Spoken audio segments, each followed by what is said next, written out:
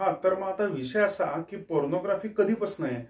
तर मला असं वाटतं की माणूस जो जेव्हापासून पृथ्वीवर आला ना, तोपर्यंत कुठल्या ना कुठल्या तरी स्वरूपात प्रॉबेबली पोर्नोग्राफी होतीच. 60 ते 50 लाख वर्षापासून आपण ट्रायबल लाईफमध्ये होतो. तेव्हा कपडे सुद्धा नव्हते. तेव्हा एकमेकांना नग्न बघणं हे तर साहजिकच व्हायचं. ओके. सहजच झालेली पोर्नोग्राफी म्हणता येईल. हां, अर्थात हा थोडा गमतीचा विषय म्हणायला लागेल आपल्याला. नंतर मग मला वाटतं 1.5 लाख वर्षापूर्वी आफ्रिकेच्या इथनं बाहेर पडला. मग प्रॉबेबली तेव्हापासून आफ्रिकेतनं माणूस बाहेर पडला. मे बी तिथपासून असेल किंवा मे बी 40,000 वर्षापासून असेल किंवा मे बी ॲग्रिकल्चर वगैरे हे जेव्हा सुरू झालं ते 15-10 हजार वर्षापासूनही असेल किंवा 3-5 हजार वर्षापासून असेल, पण गेल्या 500 वर्षामध्ये हे नक्कीच सुरू झालं. ओके. तर मी आधी सांगितलेलं आहेच ना की पॉर्नी म्हणजे प्रॉस्टिट्यूट आणि ग्राफी म्हणजे त्याचं रेकॉर्ड किपिंग, डॉक्युमेंटेशन आणि लिखाण. तर फक्त आता ह्याचं स्वरूप बदलत गेलं. म्हणजे साधारण 400-500 वर्षापूर्वी जेव्हा प्रिंटिंग सुरू झालं तर तेव्हा सगळं पोर्नोग्राफी ही एका प्रकारे सुरू झाली इन फॉर्म ऑफ रायटिंग. म्हणजे सेक्शुअल ऍक्ट बद्दल, लैंगिक ऍक्ट बद्दल, त्याच्यानंतर नग्न देहाबद्दल, सेमी न्यूड किंवा अर्धनग्न देहाबद्दल लिखाण करणं आणि in form of erotica or porn writing हे खरं तेव्हापासून सुरू झालं. ओके.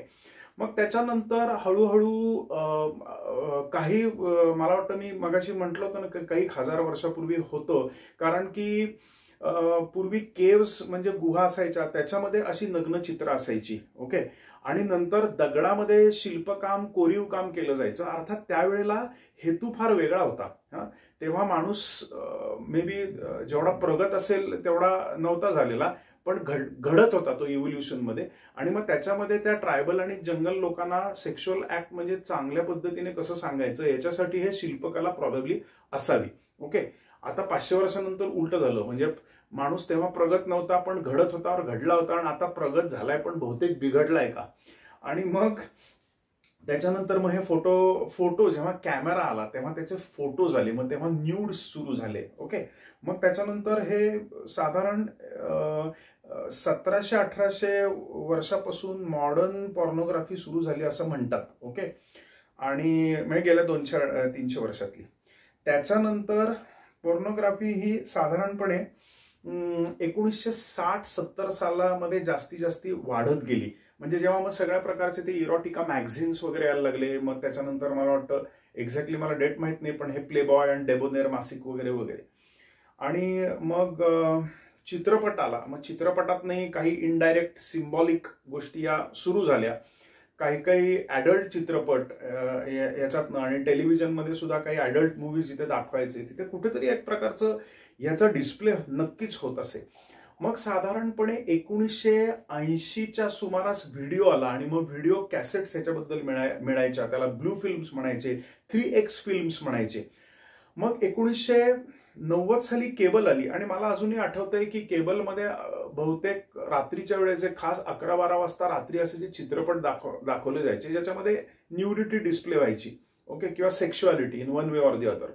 तर कुठेतरी ही पोर्नोग्राफी कुठल्या तरी प्रकारात प्रॉबेबली होत होती. मग त्याच्यानंतर 2000 साली म्हणजे बरोबर 10-10 वर्षाचा कसा फरक पडत गेलाय बघा. 1960 मध्ये इरोटिका, मग 70 मध्ये टीव्ही, 80 मध्ये व्हिडिओ, 90 मध्ये केबल, आणि मग 2000 मध्ये आता मी आलो तो इंटरनेट. मग इंटरनेटच्या माध्यमातून ती व्हर्टिकल, हॉरिझॉन्टल, डायगोनल अख्ख्या ग्लोबवरती ती पसरायला लागली. आणि मग 2010 ते 12 साली जेव्हा स्मार्टफोन आले तेव्हा तर ती अजूनच जास्ती बोकाळली. आणि मग ती अगदी तळागाळाशी जायला लागली, ग्रासरूट लेव्हलला जायला लागली, अगदी खेड्यापाड्यांमध्ये जायला लागली. आणि मग आत्ता अराउंड 2020 आपल्याला माहितीच आहे की ही पोर्नोग्राफी इंडस्ट्री आहे ही फार मोठी. पुन्हा काय म्हणतात त्याला, सुदैवाने दुर्दैवाने वगैरे असं मी काही वापरत नाही, आपण फक्त अनालिसिस करतोय. आणि मग 2020 मध्ये त्याचे ऍप्लिकेशन्स पण आता याला ऍप्स पण पोर्नोग्राफिक ऍप्स असतात. तर असा सगळा हा प्रवास आहे. म्हणजे काय झालेला आहे की हे सगळं कुठेतरी पूर्वी होतं, त्याचं स्वरूप बदलत गेलं, त्याचं माध्यम बदलत गेलं, आणि त्याचा ग्लोबल लेवलवरती लेव्हल ज्याला आपण स्केल म्हणतो ती स्केल वाढायला लागली. तर असं हे सगळं झालेलं आहे. ओके.